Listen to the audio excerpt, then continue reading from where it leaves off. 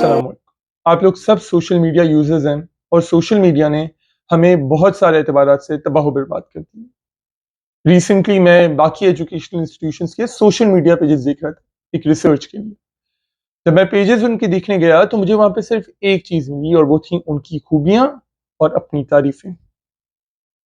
और उन्होंने अपने पेज को इस तरह मेंटेन किया था कि अगर कोई भी इंसान उनका पेज देखे तो उसके दिमाग के अंदर, उसके दिल के अंदर ये ख्वाहिश पैदा हो कि यार काश मेरा बच्चा इस स्कूल में पढ़ता होता, क्योंकि दूर से उनको सिर्फ खूबियां नजर आई। जब उनका बच्चा जिस स्कूल में है, जब वो करीब से उसको देख रहा होता है तो उनको वहां के फ्लॉज पता होते हैं, इसलिए वो कंपैरिजन शुरू कर देता है और वो दिल ही दिल में घुटता रहता है और हर वक्त इसी हसरत में रहता है कि काश ऐसा होता, काश वैसा होता। ये देखने के बाद मेरे दिमाग में ख्याल आया कि हमारी तो पूरी पाकिस्तानी इंडस्ट्री में ऐसा ही होता है। इनफैक्ट हर इंसान ऐसा ही करता है। वो जो भी प्रोडक्ट या सर्विसेज बेच रहा है, वो सिर्फ उसकी पॉजिटिव पहलुओं की तरफ लोगों की तवज्जो दिलाता है। क्यों ऐसा नहीं हुआ कि कभी किसी ने कहा हो कि यार सामने वाले को पॉजिटिव एक्सपीरियंसेस और पॉजिटिव एस्पेक्ट्स के बारे में भी बताना जरूरी है, साथ में नेगेटिव एस्पेक्ट्स के बारे में भी बताना जरूरी है। इससे मेरे दिमाग में एक हदीस आई। एक मरतबा हुजूर अकरम सल्लल्लाहु अलैहि वसल्लम बाजार में थे, तो एक शख्स अनाज गंदम बेच रहा था। तो गंदम का एक पूरा जो है वो एक पाइल बना हुआ था। हुजूर सल्लल्लाहु अलैहि वसल्लम ने उस पाइल के अंदर हाथ डाला तो हुजूर सल्लल्लाहु अलैहि वसल्लम ने देखा कि वो गंदम गीली है। हुजूर सल्लल्लाहु अलैहि वसल्लम ने उससे पूछा कि ये क्या मामला है। उसने कहा कि यार रसूल अल्लाह, बारिश की वजह से मेरी गंदम गीली हो गई। तो हुजूर सल्लल्लाहु अलैहि वसल्लम ने फरमाया तो तुम्हें चाहिए कि उस गीली गंदम को सामने रखो। तुमने सामने अच्छा वाला साइड रखा हुआ है और अंदर वो गीला रखा हुआ है, और इससे चांसेस हैं कि लोग धोखे में आ जाएंगे। वो अच्छा समझ के लेंगे और उनको वो भी मिल जाएगा जो कि गीला है। और फिर हुजूर सल्लल्लाहु अलैहि वसल्लम ने एक हदीस फरमाई। हुजूर सल्लल्लाहु अलैहि वसल्लम ने फरमाया लैसा मिन्ना मन गश्शना, कि जो हमें धोखा दे, जो धोखा दे वो हम में से नहीं।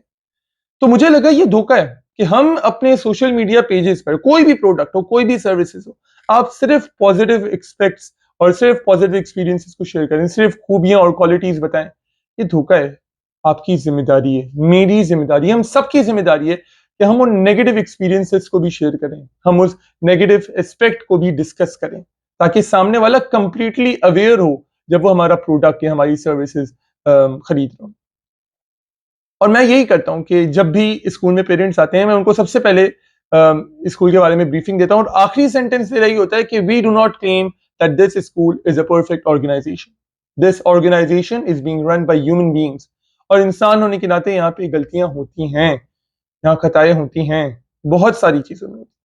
We guarantee one thing, we guarantee efforts, ऐसे एफर्ट्स जो आपने पहले कहीं नहीं दिखे होंगे। आप अगर कोई कंप्लेन करेंगे पोलाइट अंदाज में, रिस्पेक्टफुल अंदाज में, हम आपको ऐसा एक्शन लेके दिखाएंगे जो आपने कहीं नहीं देखा हो। रिजल्ट हमारे हाथ में नहीं है, हमारे हाथ में सिर्फ एक चीज है, वो है मेहनत। हम मेहनत करके दिखाएंगे उस प्रॉब्लम को खत्म करने की। तो आइए आज इस वीडियो में हम आपको स्कूल के बारे में 5 फ्लॉज बताते हैं। नंबर 1, स्कूल का जो सबसे पहला फ्लॉ मुझे लगता है वो ये है कि हमारे यहाँ पे बहुत सारे स्टूडेंट्स आते हैं, अलग अलग फैमिलीज को बिलोंग करते हैं, डाइवर्सिफाइड फैमिलीज होती हैं। तो उनमें से कुछ स्टूडेंट्स ऐसे भी होते हैं कि जो अपनी अनस्यूटेबल लैंग्वेज यूज करते हैं, क्योंकि उनके घरों में उसी तरीके का माहौल होता है। तो फॉरेन से उन बच्चों को चेंज करना इतना आसान नहीं होता। वो यहाँ स्कूल में भी आके कभी कभार ऐसी लैंग्वेज यूज करते हैं जो थोड़ी नामुनासिब होती है। दूसरी चीज ये कि हमारे पास एक बहुत बड़ा ग्राउंड नहीं है। हमारा जो स्कूल है that is situated and located at 400 square yard place, तो वो कोई बहुत बड़ा ग्राउंड हमारे पास। नंबर 3 ये कि हमारा सारा स्टाफ कोई बहुत ही ब्रिलियंट नहीं है। मैं ये कहूंगा कि हमारा 95% स्टाफ बहुत अच्छा है, लेकिन जो 5% स्टाफ है वो ऐसा है कि जो कामों में केयरलेसनेस दिखाता है। चाहे वो चेकिंग हो, चाहे वो प्लानर्स की सबमिशन हो, ये तमाम चीजें उनकी लेट होती हैं। लेकिन बस हमें प्रॉब्लम ये होता है, सवाल आएगा आपके जहन में कि निकाल क्यों नहीं देते। हम थोड़ा रिलक्टेंट हो जाते हैं बिकॉज उन्होंने काफी टाइम से हमारे साथ काम किया।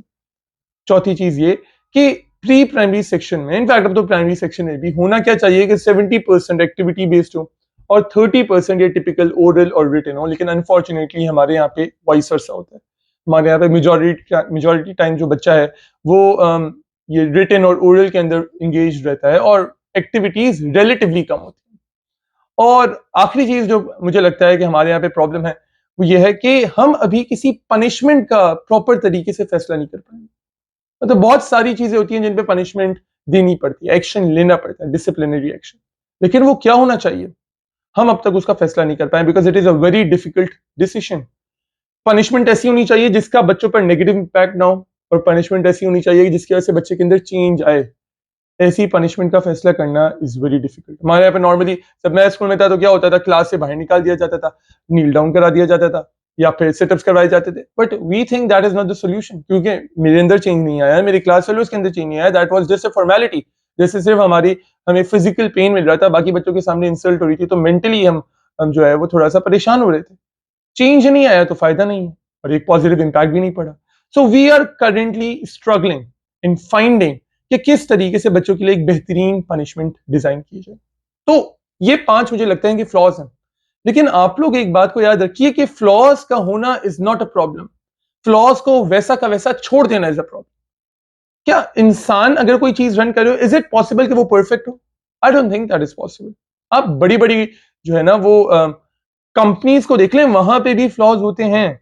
बट प्रॉब्लम असल वो है कि जब आप उन फ्लॉज को खत्म करने की कोशिश नहीं करें। हमारी पूरी कोशिश होती है कि हम इन फ्लॉज को कंटिन्यूसली खत्म करने की कोशिश करते रहें, और उस वक्त तक सुकून ना लें जब तक वो खत्म ना हो जाए। उन फ्लॉज के बाद दूसरे फ्लॉज होंगे जिनके ऊपर हमें काम करना होगा। We can never be perfect, but हमारी ये कोशिश है कि हम 24/7 मतलब साल के 365 दिन स्ट्राइव करें और उन फ्लॉज को खत्म करने की कोशिश करें। जब मेरे दिमाग में ये आइडिया आया कि मैं स्कूल के फ्लॉज को डिस्कस करूंगा, मैनेजमेंट के बाकी मेंबर्स ने मुझे कहा नहीं, ये सही चीज नहीं है, this will affect the admissions. और मैंने उस वक्त मेरे जहन में ये बात आई कि we are teachers, we are an education institution.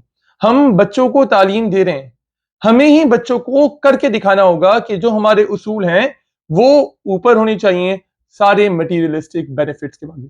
तो this is a very important thing. हमारे उसूल, हमारी ईमानदारी, ये सबसे ऊपर होनी चाहिए। बाकी जितनी भी चीजें हैं वो बाद में हो। पहले आपकी ईमानदारी, पहले आपका ईमान, और पहले जो है वो हुजूर सल्लल्लाहु अलैहि वसल्लम के फरमान पर अमल करना जो है वो हमारे लिए होना चाहिए। आई होप आप सबको ये मैसेज समझ में आया होगा। आइए अपनी जिंदगी के अंदर इसको कॉमन बनाइए। अगर आप भी कोई प्रोडक्ट या सर्विस सेल करते हैं तो कोशिश कीजिए उसके पॉजिटिव एक्सपीरियंस के साथ साथ नेगेटिव एक्सपीरियंसेस को भी सामने रखें, कस्टमर्स को अवेयर करें, और ये मत डरें कि आपको नुकसान होगा। अल्लाह ताला पे भरोसा करने पर आपको उससे कई गुना ज्यादा मिलेगा। आई होप आप सब इस मैसेज से एग्री करेंगे और अपनी जिंदगी में इसको जो है इम्प्लीमेंट करने की कोशिश करेंगे। अस्सलाम वालेकुम रहमतुल्लाह।